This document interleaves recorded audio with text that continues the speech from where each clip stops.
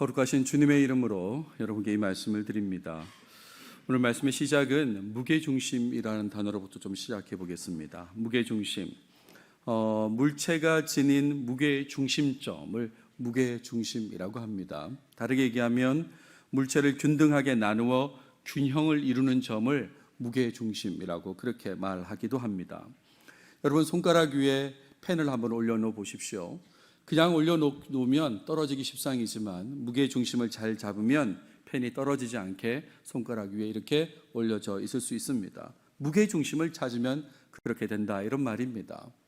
몸무게가 100kg 나가는 사람이 있고 50kg 나가는 사람, 절반밖에 나가지 않지만 무게중심을 잘 잡으면 평행하게 이렇게 앉을 수도 있다는 거죠. 이게 무게중심인 것입니다. 어릴 때 학교에서 삼각형의 무게중심 많이 배우지 않습니까? A, B, C의 그 무게중심은 G에 있다, 뭐 이렇게 이제 배우게 되고, 이 G를 구하는 좌표를 이제 배우지 않습니까? 그래서 A1, B1, C1을 더한 것을 3으로 나눈 좌표, A2, B2, C2를 더한 것을 3으로 나눈 좌표가 바로 G, 무게중심의 좌표다, 뭐 그렇게 배우는데, 이런 무게중심에 대한 내용들, 단어들은 여러분 많이 들으셨을 거라고 생각이 듭니다. 남자와 여자의 무게중심도 다르다, 뭐 이런 얘기도 다 알고 계실 것입니다. 그래서 그 무게중심 때문에 여자는 되고 남자는 안 되는 그런 동작도 있다는 거 들어보셨죠? 바로 이 동작입니다. 무릎을 꿇고 엎드렸을 때 허리에 오른손, 왼손 다, 양손을 다 올리고 이렇게 수그리면 여성은 이렇게 버틸 수 있습니다. 얼굴이 땅에 닿지 않고 버틸 수 있는데, 남자는 100% 얼굴이 땅에 닿게 되는 겁니다. 왜 그럴까요? 남자의 무게중심은 상체에 있고 여성의 무게중심은 골반에 있기 때문에 그렇게 차이가 나는 거죠. 나는 남자인데도 이렇게 버틸 수 있다, 의심해 보셔야 됩니다. 여성이 아닌가? 여기 남자는 될 수가 없다는 거죠. 무게중심이 위에 있기 때문에 그렇습니다.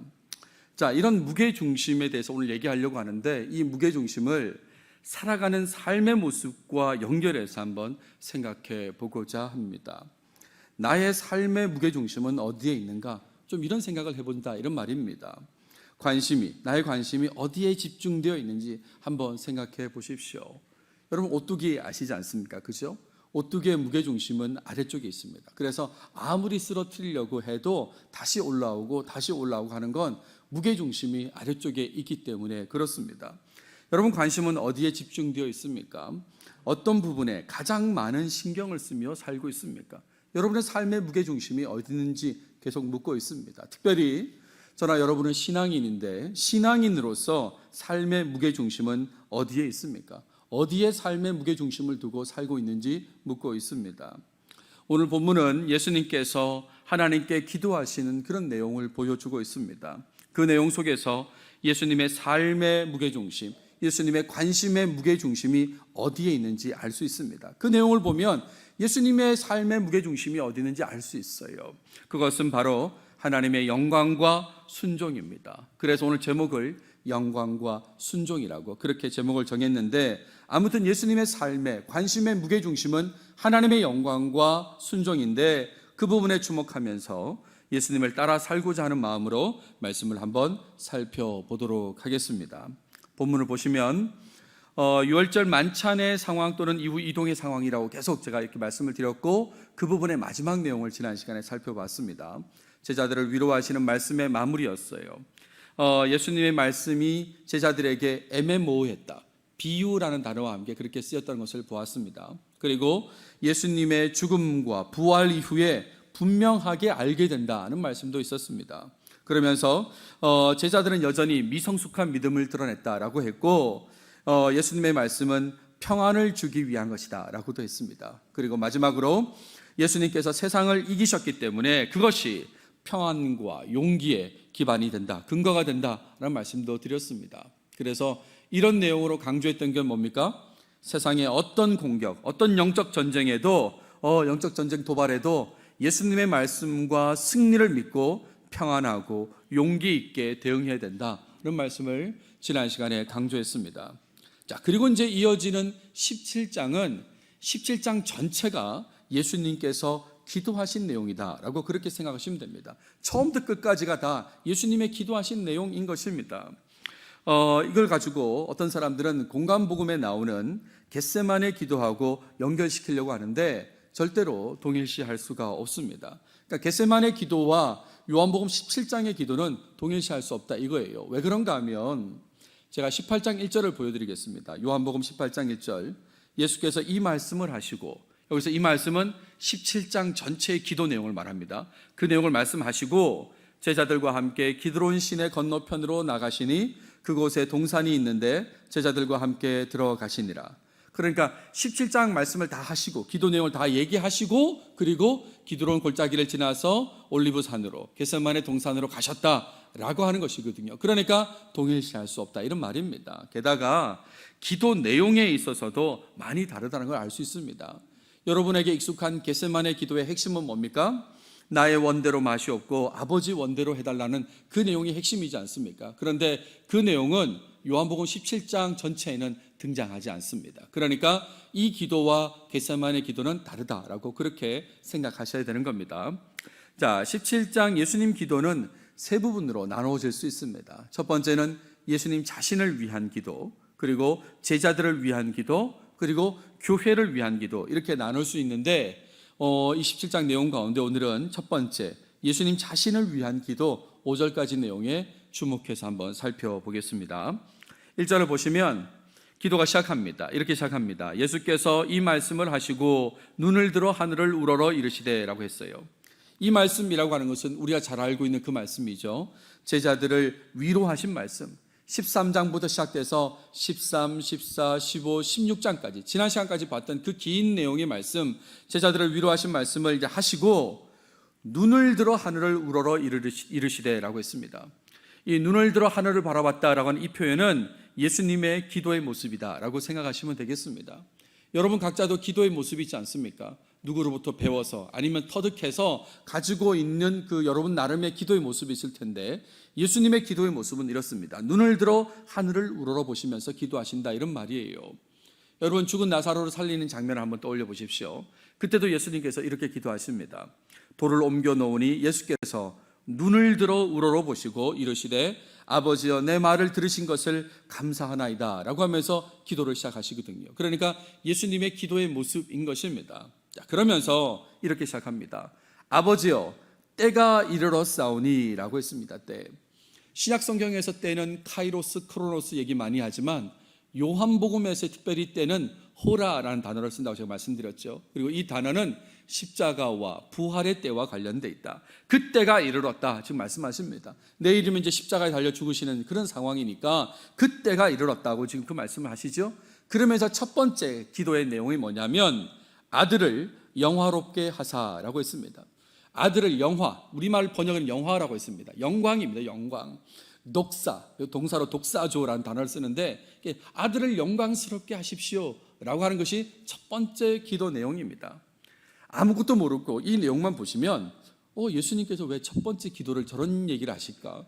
왜 아들 자신을 영광스럽게 해달라고 할까? 자신의 영광만 챙기는 분이신가? 뭐 이렇게 오해할 사람도 있을지 모르겠습니다만 여러분 이 내용은 그런 뜻이 아닙니다. 자기 영광 챙긴다는 뜻이 아니다 이런 말입니다. 아들을 영화롭게 하사라는 말을 이해하려면 그전 상황을 생각해 보셔야 되는 것입니다. 예수님께서는 창세 전부터 아버지 하나님과 함께 영광 중에 계셨던 분이십니다.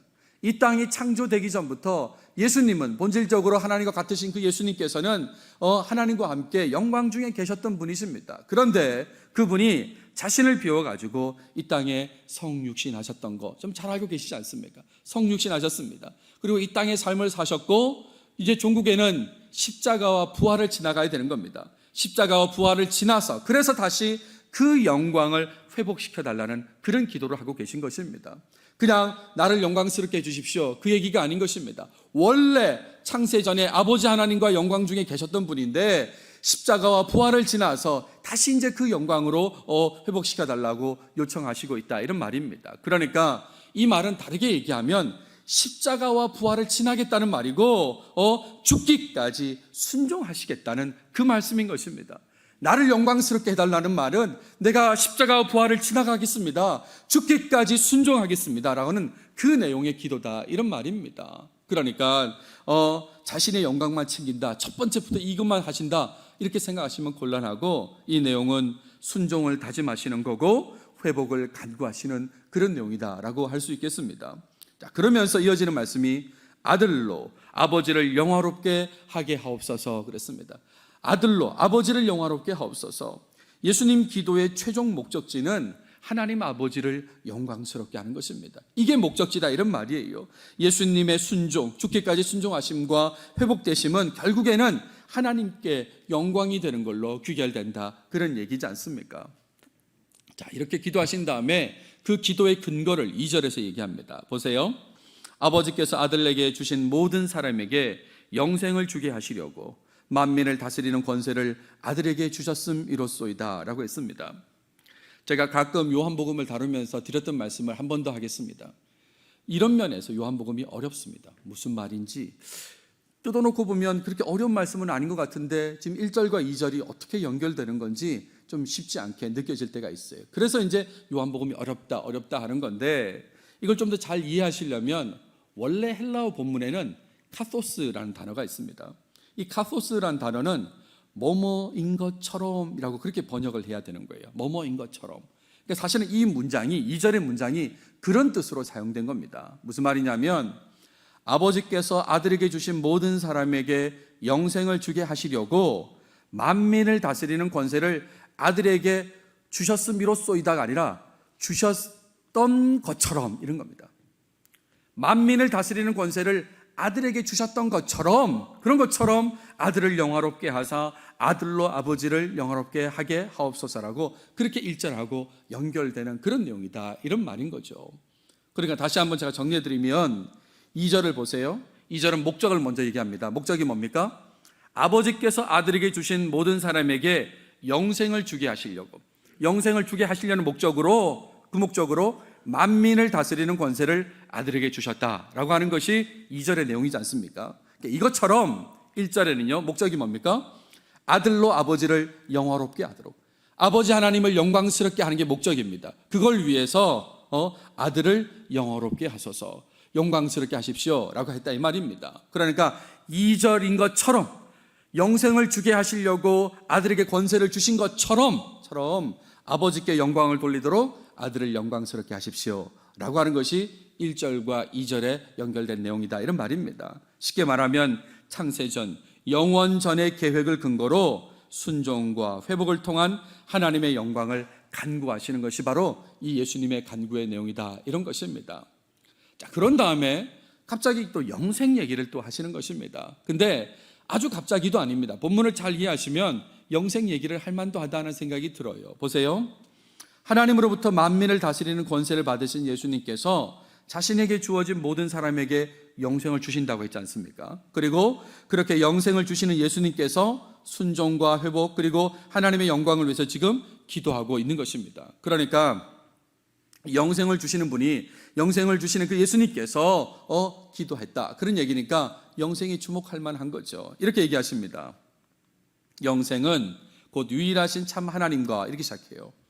여러분, 영생이란 게 뭡니까? 영생은 영원히 사는 것이다 라고 그렇게 말할 수도 있는데, 예수님께서는 그렇게 말씀하지 않습니다.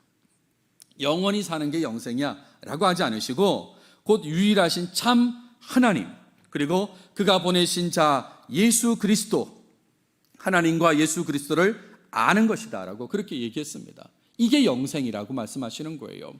하나님 예수 그리스도를 같이 묶어서 얘기하는 것은 이미 요한복음을 통해서 충분히 이 인식이 되셨을 것입니다. 1장 18절만 언급하면 본래 하나님을 본 사람이 없으되 아버지 품속에 있는 독생하신 하나님이 나타내셨느니라 라고 했으니까 이 예수님과 하나님을 연결하는 것이 맞죠. 이 하나님과 예수 그리스도를 아는 것이 영생이라는 겁니다. 여기서 아는 거라고 하는 것은 단순히 지적인 정보를 획득하는 것을 말하는 것은 아닙니다. 여러 차례 말씀드렸는데 이 아는 것은 곧 믿는 것인 겁니다. 믿는 것, 하나님과 교제하고 인격적 관계를 가지는 것, 그게 바로 영생이다, 이런 얘기예요. 그러니까 우리가 알고 있는 단순히 영원히 사는 것이 영생이라기보다는 영원히 사시는 분을 인격적으로 알고 믿는 것, 그게 바로 영생이다, 지금 그렇게 말씀하고 있다, 이런 말입니다. 이걸 좀 더 잘 이해되도록 제가 하나 예를 들어 드리겠습니다. 적절할지는 모르겠지만 나름 준비한 예인데요. 졸업을 한번 생각해 보십시오. 학교를 졸업하는 거. 이 졸업에 대해서 졸업이 뭡니까? 라고 물으면 단순하게 이렇게 대답할 수 있습니다. 더 이상 학교 안 다니는 거, 이게 졸업입니다. 라고 이제 그렇게 말할 수도 있겠지만, 그러나 더 이상 학교를 안 다니는 건 결과이고요. 졸업을 이렇게 얘기해야 되는 거죠. 학생이 규정에 따라 소정의 교과 과정을 마치는 거, 그게 졸업이라는 것입니다. 소정의 교과 과정을 마치는 거, 이게 졸업이에요. 그래서 그 결과로 더 이상 학교에 안 다니는 거다, 이렇게 말할 수 있다, 이런 말입니다. 그러니까 영생이 뭡니까? 영원히 사는 겁니다 라고 하기 전에 영원하신 하나님을 알고 믿는 겁니다. 그래서 그 믿음을 통해서 영원히 사는 겁니다, 이렇게 얘기해야 되는 거죠. 이해가 되시죠? 그죠? 그래서 영생은 영원하신 하나님을 알고 믿는 겁니다. 그 영생을 주시는 분이 예수님이시고, 예수님께서 지금 기도를 하고 계신 겁니다. 하나님의 영광을 위해서 기도하고 계세요. 4절 5절을 보십시오. 다시 한번 그 영광을 위한 간구를 반복해서 말씀하십니다. 아버지께서 내게 하라고 주신 일을 내가 이루어 아버지를 이 세상에서 영화롭게 하셨사오니 라고 말씀하세요. 아버지께서 예수님에게 하라고 하신 일을 예수님이 이루었다라고 했습니다. 여러분, 이 이루었다는 이 내용 속에는 십자가이도 포함되어 있다라고 그렇게 생각하셔야 됩니다. 아직 시간적으로는 십자가 일을 아직 하지 않으셨습니다. 하지 않으셨지만, 그러나 십자가 일을 하셨다라고 생각하고 내용을 보셔야 돼요. 그래서 하나님을 영화롭게 했다고, 영광스럽게 했다고 그렇게 이해하는 것이 내용상 맞습니다. 그러니까 이거를 소위 이제 어떻게 표현하냐면, 영어로는 이제 프롤랩티칼이라고 하는데요. 우리말로 굳이 번역하면 예변법 이렇게 이제 표현을 합니다. 그러니까 미리 말하는 법이다, 그런 거고, 이 예변법을 사전적 의미를 가져오면 미래의 행동이나 발전이 마치 이미 성취되었거나 존재하는 것처럼 표현하는 비유법을 예변법, 영어로 이제 프롤랩티칼이라고 이제 그렇게 얘기하는데, 이제 그런 뜻에서 얘기하는 것입니다. 이제 십자가를 질 것입니다. 죽기까지 순종하겠다고 하신 분이 그 십자가를 지실 겁니다. 그러니까 그걸 포함해서 내가 내게 하라고 주신 일을 내가 이루었다라고 말씀하시는 거예요. 그러면서 아버지를 이 세상에서 영화롭게, 영광스럽게 했다라고 합니다. 예수님의 삶은 항상 하나님의 영광에 초점을 맞추고 있다는 것을 다시 한번 확인하게 됩니다. 자, 그러면서 5절에 보세요. 이렇게 얘기합니다. 아버지여, 창세 전에 내가 아버지와 함께 가졌던 영화로서, 이미 제가 말씀드렸죠, 그죠? 그 영광이라는 것은 창세 전에 하나님과 함께 가졌던 영광, 그 얘기를 예수님도 말씀하십니다. 하나님이신 예수님이니까 이렇게 말씀할 수 있습니다. 그러면서 지금도 아버지와 함께 나를 영화롭게 하옵소서라고 했어요. 지금도 영광스럽게 하시옵소서. 이전의 영광의 자리로 돌아가게 하시옵소서. 그래서 하나님께 영광을 돌리게 하시옵소서라고 그렇게 말씀하고 있다, 이런 말입니다. 여러분, 아까도 제가 설명을 드렸는데 잘 생각해 보십시오. 지금도 하나님께 영광을 돌리려면 그 과정 중에 무슨 일이 있어야 됩니까? 무슨 일이 있어야 됩니까? 그렇죠. 십자가의 길을 걷는 일, 그걸 순종하는 일이 반드시 있어야 되는 것입니다. 그래서 제가 아까 말씀드린 거예요. 4절에서 그 내용은 앞으로 벌어질까지 포함해서 하셨다라고 그렇게 얘기하는 거다. 그래야만 영화롭게 하옵소서 하고 연결된다, 이런 말입니다. 십자가의 길을 걷는 일을 순종하셔야 됩니다. 그래서 그 순종을 통해서 예수님은 영광의 자리로 가시고 하나님께 영광을 돌리게 된다, 이런 말이에요. 그러니까 사실은 이 마지막 지금도 아버지와 함께 나를 영화롭게 하옵소서라는 말은 바꿔 얘기하면 죽기까지 순종하신다는 말씀의 다른 표현인 것입니다. 죽기까지 순종하시겠다고 그 얘기를 하는 거예요. 그래야만 영광으로 이어지게 되기 때문에 그런 것입니다. 오늘 본문을 정리해 보겠습니다. 예수님 자신을 위한 기도가 오늘 본문이었어요. 1절부터 5절까지 예수님을 영광스럽게 해달라는 기도로부터 시작했습니다. 이 기도는 이것은 창세 전에 영광의 자리를 요청하신 것이다 라고 그랬고, 바꿔 얘기하면 십자가에서 죽기까지 순종하신다는 그런 말씀이라고 말씀을 드렸습니다. 죽기까지 순종하셔야만, 그래야만 부활 이후에 영광의 자리로 가시고 하나님께 영광을 돌리게 된다, 이런 말이죠. 그런 모습은 하나님을 영광스럽게 하는 것입니다. 그리고 하나 더, 영생이라고 하는 것은 하나님을 알고 믿는 것이라고 중간에 그 얘기를 했었습니다. 이게 오늘 본문의 내용입니다. 그러니까 십자가를 지시기 전에 예수님 뭐 하셨을까 생각해 보면 요한복음에 따르면 예수님은 기도하셨습니다. 무엇보다 예수님 자신이 십자가에서 죽기까지 순종하실 것을 다짐하시는 그 기도를 하셨다, 이런 말입니다. 그리고 그 기도의 궁극적인 지향점은 하나님을 영광스럽게 하는 것입니다. 하나님을 영광스럽게 하기 위해서 이 길을 가는 것이다. 잘 가게 해달라고, 죽기까지 순종하게 해달라고 기도하셨다, 이런 말이에요. 하나님의 영광을 위해 죽게 해달라고 기도하신 내용이 오늘 본문의 내용이다, 이런 말입니다. 예수님의 모든 관심은 하나님께 영광 돌리는 것에 있었습니다. 그리고 그것을 위해서 순종할 것을 다짐하셨다, 이런 말입니다. 이런 예수님의 모습을 통해서 우리는 하나님을 알고 믿게 되어서 영생을 얻게 되었습니다. 이런 예수님의 모습을 통해서 우리가 영생을 얻었다, 이런 말입니다. 그러므로 하나님께 영광 돌리려는 그 예수님의 마음과 죽기까지 순종하시는 그 모습을 우리는 본받아야 된다라고 말씀드릴 수밖에 없는 겁니다. 그래서 오늘 적용점으로 말씀드릴 게 이겁니다. 예수님처럼 하나님께 영광 돌리기 위해서 최선을 다해서 순종하는 삶을 살아야 된다. 예수님처럼 하나님께 영광 돌리기 위해서 우리도 최선을 다해서 순종하는 삶을 살아야 된다. 여러분 꼭 이런 삶을 사시길 바랍니다. 먼저 삶의 목표가 하나님께 영광 돌리는 것이어야 합니다. 여러분의 삶의 목표가 하나님께 영광 돌리는 것이어야 된다, 이런 말입니다. 말로만 영광 돌리는 게 아니라 실제로 삶의 모든 순간에 하나님께 영광 돌리는 것을 지향하면서 살아야 된다, 이런 말입니다. 여러분 스스로에게 한번 물어보십시오. 아니 다른 사람 신경 쓸 거 없습니다. 스스로에게 물어보십시오. 이렇게 물어보세요. 나는 왜 살아가고 있나? 나는 왜 살아가고 있나? 나는 왜 지금 살면서 지금 이 시간에 예배하고 있나? 나는 왜 묵상하고, 나는 전도하고, 왜 교제하고 공부하고 있나? 한번 물어보십시오. 왜 그렇게 하고 있나? 왜 지금 그렇게 살아가고 있나? 하나님께 영광을 돌리기 위한 목적으로 지금 그렇게 하고 있는가? 물어보십시오. 나는 정말 하나님께 영광 돌리려고 지금 예배하고 있는 것인가? 묵상하고 전도하고 교제하고 성경 공부든 세상의 공부든 공부하고 있는 것인가? 한번 물어보시라, 이런 말입니다. 이 영광과 관련해서는 예수님뿐만 아니라 사도 바울도 강조했습니다. 기억나시죠? 그런즉 너희가 먹든지 마시든지 무엇을 하든지 다 하나님의 영광을 위하여 하라 그랬어요. 무엇을 하든지 어떤 모습으로 살아가든지 다 하나님의 영광을 위해서 하라, 그렇게 했습니다. 말로만 찬양으로 표현되는 것하고는 다릅니다. 수없이 말로 할 수 있어요. 찬양으로 영광 할 수 있습니다. 근데 그거와 달리 하나님께 영광을 돌리고자 하는 마음, 정말 그 하나님께 영광 돌리고자 하는 그 마음이 없기 때문에 개인과 교회의 신앙은 쇠퇴하고 있다, 이렇게 단언적으로 말할 수 있습니다.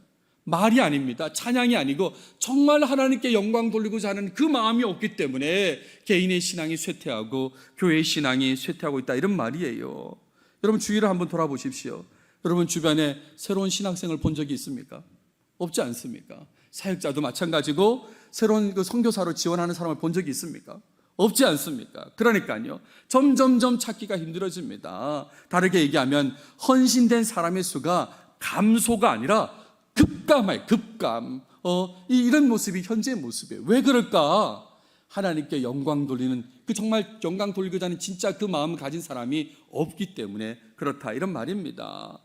미자립 교회가 증가하고 있고 폐쇄되는 교회가 증가하고 있어요. 왜 그럴까요? 하나님께 영광 돌리고자 하는 마음이 없기 때문에 그렇습니다. 사람들은 50% 이상이 미자립 교회라고 그러는데 사실은 그 기준은 옛날 기준이에요. 1년 예산이 몇 천만 원 이하면 미자립 교회로 카운트하는데, 근데 그게 옛날 기준이에요. 그 기준을 높이는 순간 더 많은 퍼센티지가 미자립 교회가 되는 거고, 시간이 지나면 교회가 폐쇄되고 그런다, 이런 말이죠. 근데 사람들은 그런 교회 있기를 원치 않아요. 그러니까 자립된 교회로, 대형 교회로 이동하게 된다, 이런 말입니다. 그러니까 더 어려워지고 미자립 교회는 폐쇄되고 그런 악순환이 이어지게 되는 거죠. 서초동에 있는 모교회 성가들 한번 보십시오. 어떤 느낌이십니까? 어떤 느낌이에요? 100명이 넘습니다. 또 다른 성가들을 한번 보십시오. 100명이 넘고요. 또 다른 성가들은 마찬가지입니다. 근데 이 모든 성가대가 한 교회 성가대라는 겁니다. 한 교회의 다른 성가대라는 거죠. 이런 걸 보면 미자립 교회 입장에서는 그냥 성가대 하나의 3분의 1만 우리 교인이어도 좋겠다, 그런 생각하지 않겠습니까? 그런 거죠. 그러니까 하나님께 영광 돌리고자 하는 마음이 쇠하니까, 없어지니까 점점점 그냥 대형 교회만 집중하는 그런 모습이 나타나기도 한다, 이런 말이에요. 뿐만 아니라 개인에게 주목해 보세요. 삶 속에 발생하는 어려움에 대해서 쉽게 낙심하고 신앙을 등진 삶을 살아가기도 하는 것입니다. 하나님께 영광 돌리는 것이 목표가 아니니까, 그게 지향점이 아니니까 어떤 어려움이 생기면 낙심합니다. 쉽게 낙심하고 나는 안 되는가 보다, 그러고 신앙을 등진 모습이 생긴다, 이런 말이에요. 혹시 이런 표현 들어보셨습니까? 가나안 성도. 가나안을 거꾸로 해보십시오. 안 나가 성도지, 안 나가.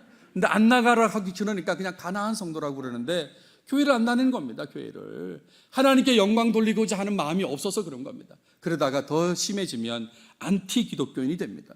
교회를 모르는 사람이 아니니까 그런 사람이 도리어 더 세게 비판하는 안티 기독교인이 되기도 한다, 이런 말입니다. 교회를 다니고 있는 사람도 괜찮을까요? 하나님께 영광 돌리는 그런 마음이 없으면 귀찮고 피곤하게 여기는 일은 하지 않는 모습을 보이는 겁니다. 아, 그건 귀찮아, 아, 그건 피곤해, 그러면서 하지 않는 모습을 보인다, 이런 말이에요. 한 예를 들어드리면 주중 예배의 현실이 그렇습니다. 목양교회뿐만 아니라 아마 대부분 한국교회의 모습일 텐데, 새벽 예배, 수요 예배, 금요 기도를 한번 떠올려 보십시오. 귀찮고 피곤하다고 생각하는 겁니다. 그러니까 하나님께 영광 돌리는 것에 방점이 없으니까 그냥 귀찮으면 안 가도 된다고 그렇게 생각하는 거죠. 여러분, 영광이라는 말은 무겁다는 의미와 연관된다고 한번 제가 설명드린 적이 있습니다. 영광이라는 말은 무겁다라는 의미하고 연결되는 것입니다. 그래서 제가 지금 이 시간에 이 자리에서 설교하고 있지만 제가 가진 무게감하고 다른 사람의 무게감이 다를 수 있죠. 이곳에 만약에 예수님께서 직접 오신다면 여러분 어떤 느낌이실 것 같습니까? 매우 무겁게 느끼지 않겠습니까? 제가 요한복음을 설교하고 있는데 사도 요한이 직접 말씀을 전한다면 어떻습니까? 역시 매우 무겁게 느껴질 겁니다. 저런 사람이 하는 것보다는 예수님이 직접 오시거나 사도 요한이 이 자리에 서는 거에 훨씬 더 무겁게 느껴질 겁니다. 그게 영광하고 관련돼 있다, 이런 말이에요. 삶에 있어서 가장 큰 무게중심이 오직 하나님께 있어야 되는 것입니다. 가장 큰 무게중심이 하나님께 있어야 되는 것입니다. 여러분, 그런 삶이 바로 하나님께 영광을 돌리는 삶인 것입니다. 제가 왜 초반에 무게중심 얘기한지 아시겠죠? 여러분, 영광이 곧 무게와 관련되어 있는 것입니다. 내 삶의 무게중심을 어디 두는지, 하나님께 영광을 돌리는 게 내 목표입니다라고 하면 하나님께 내 삶의 무게중심이 있어야 된다, 그 얘기를 하는 것입니다. 하나님께 영광을 돌리는 삶을 살기로 한다면, 하나님께 무게중심을 두고 산다면 하나님께서 기뻐하시는 순종의 삶을 살 수밖에 없는 거죠. 그렇지 않습니까? 하나님께 무게중심이 있는데요, 그분을 기쁘게 하기 위해서 사는 게 목표인데 그런 사람은 당연히 하나님 말씀에 순종할 수밖에 없다, 이런 말입니다. 영광을 돌리려는 마음이 참 마음이라면 예수님처럼 죽기까지라도 순종하려고 노력하게 될 것이다, 이런 말입니다. 피곤함이 무슨 말입니까? 귀찮다는 말이 무슨 말입니까? 죽기까지라도 순종하려고 노력하게 된다, 이런 말이에요. 그 마음이 참 마음이 아니니까 순종은 없는 것이고 쇠퇴하는 모습만 보이게 된다, 이런 말이에요.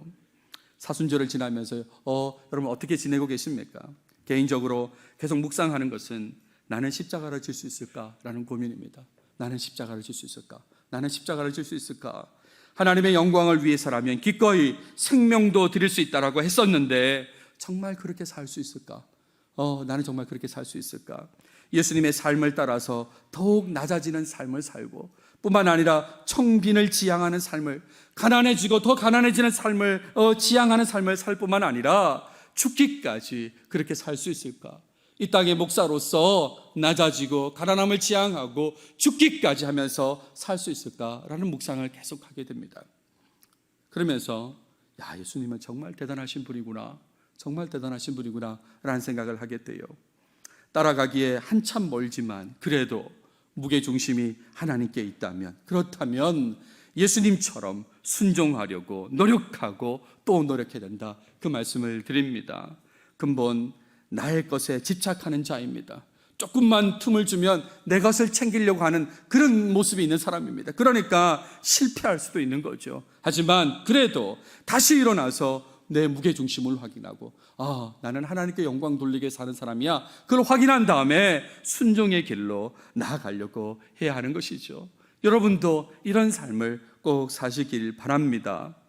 어제 있었던 일을 좀 얘기하겠습니다. 아시는 분도 계실 텐데 3월 11일 토요일 오전 일정을 제가 말씀드릴게요.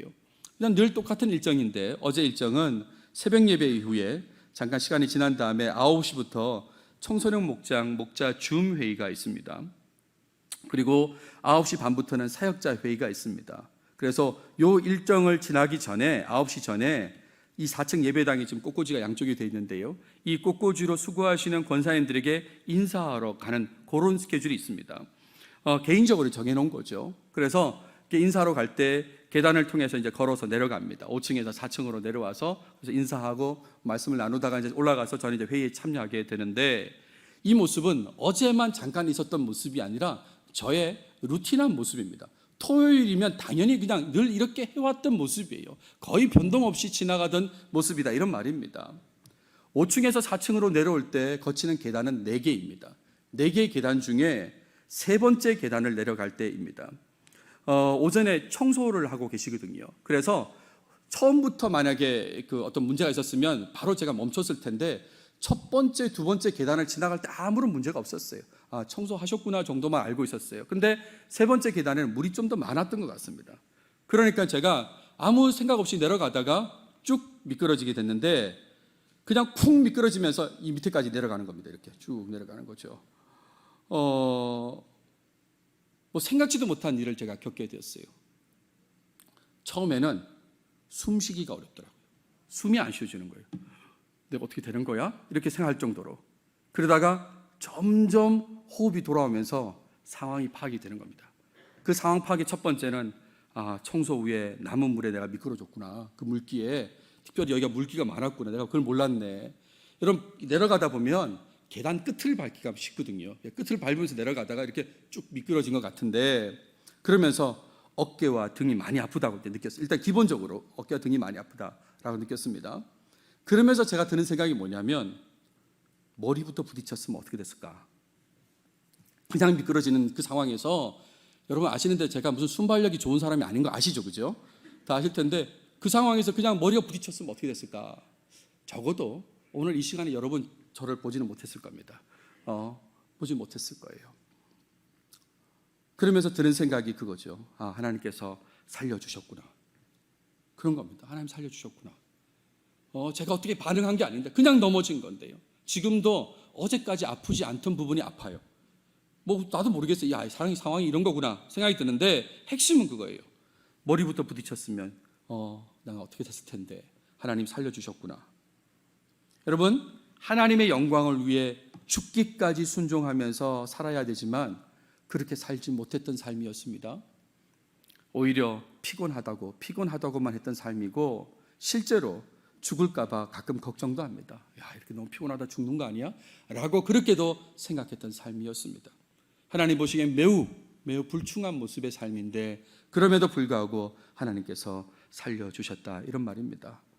개인적으로는 정말 놀라운 순간의 이 일이었습니다. 삶의 아찔한 순간마다 도우신 적이 한두 번이 아니라는 것도 다시 한번 떠올리게 되는 거죠. 어제뿐만 아니라 그 순간뿐만 아니라 다른 순간에도 아찔한 순간마다 주님께서 도와주셨습니다. 제가 2주 전에 새벽 예배 때 말씀드렸는데 기억나시죠? 교인 장례가 있어서, 가족 장례가 있어서 입관 예배를 마치고 돌아오는 길이었습니다. 영곡 사거리에서 내곡동 쪽으로 들어와서 이제 우회전해서 동네로 들어오면 되는데, 오고 있는데 갑자기, 여러분 오른쪽에 나무들을 보이시죠? 정확하게 이 나무는 아닙니다만 제가 설명을 드리기 위해서 가져온 겁니다. 여기에 가지를 보시면 굉장히 크지 않습니까? 보이시죠? 그죠? 한 가지가 엄청납니다. 근데 갑자기 교회차로 가고 있는데 이 가지가 이렇게 떨어지는 겁니다. 쭉 떨어지는 겁니다. 근데 운전하신 분이 잘 하셔서, 이 목사님이 잘 하셔서 급하게 잘 제동을 하셨습니다. 조금만 더 이렇게 늦게 제동이 됐으면 아마 그 나무까지는 창을 통해 가지고 이 운전석과 조수석에 있는 사람들을 크게 피해를 당하게 했을 것입니다. 그렇게 하나님께서 멈추게 하셨어요. 놀랍지 않습니까? 그 아찔한 순간에도 건지셨다, 이런 말이에요. 벌써 지금 이 짧은 시간 안에 하나님께 저한테 몇 번이나 이렇게 보여주십니다. 이런 은혜를 받으셨다면, 저뿐만 아니라 여러분도 아마 받으셨을 것 같은데, 그런 은혜를 받으셨다면 여러분 확실히 삶의 무게중심을 하나님께 두셔야 되는 것입니다. 하나님의 영광을 위해서 예수님처럼 순종하며 살아야 된다는 말씀 오늘 아침에 드리는 거예요. 삶의 무게중심, 은혜 받았다면, 그렇다면 무게중심을 하나님께 두고 하나님께 영광 돌리는 삶을 위해서 당연히 순종하며 예수님처럼 순종하며 살아야 된다, 이런 말입니다. 나의 유익이나 나의 영광보다 하나님의 영광을 위해서 기꺼이 죽기까지 순종하려고 노력하시는 여러분들이 되시길 바랍니다. 지금까지 죽어도 못한다고 생각했던 그거부터 순종하시면 됩니다. 그거부터 하시면 됩니다. 나 그래, 무게중심을 하나님께 둬야지, 하나님께 영광 돌리며 살아야지. 근데 뭐부터 해야지? 라고 했을 때 별 아이디어가 없으시다면 내가 죽기까지 싫어했던 거 있지 않습니까? 하기 싫어했던 거, 그거 순종하시면 된다, 이런 말입니다. 새벽 예배에 나오시면 된다, 이런 말이에요. 수요 예배 나오시면 되고 금요 기도에 나오시면 됩니다. 그거 내가 못하겠는데 라고 했던 거 하시면 된다, 이런 말입니다. 기도 나 못해, 전도 못해, 이웃사랑 실천 못해 라고 했던 거, 그거 하시면 된다, 이런 말입니다. 예? 내가 싫어하는 사람과 화해하는 거, 난 절대 저거는 못해 라고 했던 것까지 하시면 된다, 이런 얘기예요. 죽기까지 순종하는 게 그런 거잖아요. 무게중심이 하나님께 있다면서요. 하나님의 영광을 위해 산다면서요. 하나님의 은혜 받은 자로서 그렇게 살겠다면서요. 그렇다면 죽기까지 순종하는 이 일을 하셔야 된다는 말씀을 드립니다. 말씀을 마무리하겠습니다. 여러분, 이번 한 주 살아가실 때 예수님의 기도를 떠올리시면서 오직 하나님의 영광만을 위해서 살아가시는 여러분들이 다 되시길 바랍니다. 그 영광을 위해 주신 말씀에 최선을 다해서, 각자 주신 말씀들이 있을 텐데 그 말씀에 최선을 다해서 순종하려고 노력하시기 바랍니다. 나를 살리신 은혜, 하나님을 믿고 영생을 얻게 하신 그 은혜를 생각하시면서 무게중심이 하나님께 있는 사람처럼 하나님의 영광만을 위해서 순종을 잘 실천하시는 여러분들이 다 되시길 바랍니다. 기도하겠습니다. 하나님 감사합니다. 오늘도 요한복음을 통해서 우리에게 말씀해 주셔서 감사합니다. 특별히 예수님께서 예수님 자신을 위해서 기도하는 내용을 통해서 말씀해 주셨습니다. 하나님께 영광 돌리는 그 궁극적 목표를 향해서 순종하시는 그 부분에 대해서 말씀하셨는데 그 모습을 우리도 본받아 살게 주님 도와주시옵소서. 우리 삶의 무게중심이 하나님께 있게 해 주시옵소서. 살리시는 은혜를 받은 자로서, 영생의 은혜를 받은 자로서 당연히 우리 삶의 중심을, 무게중심을 주님께, 하나님께 두게 하시고 하나님의 영광을 위해서 살아가는 모습이 우리 삶에 계속해서 나타나게 해 주시옵소서. 내 이익이 아니라, 내 영광이 아니라 하나님의 영광을 위해서 최선을 다해서 말씀에 순종하는 모습을 꼭 살아가도록 도와주시옵소서. 이 모든 말씀 예수님의 이름으로 기도드렸습니다. 아멘.